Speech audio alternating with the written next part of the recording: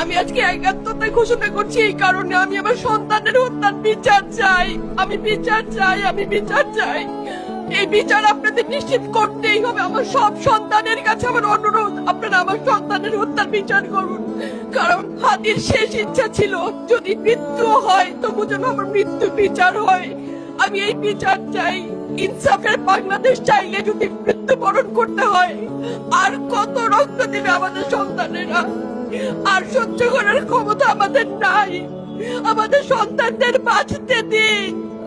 ইনসাফের বাংলাদেশ গায়েব হোক। আমরা আর সহ্য করতে পারি না। প্রশাসনের কাছে, সবার কাছে একটাই মাত্র অনুরোধ, আমাদের বাচ্চাদের বাঁচতে দিন, আমাদের ইনসাফের বাংলাদেশ দিন।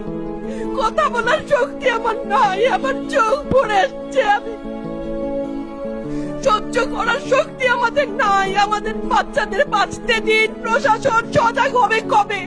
আর কত মৃত্যু আমার বাচ্চাদের দেখতে হবে?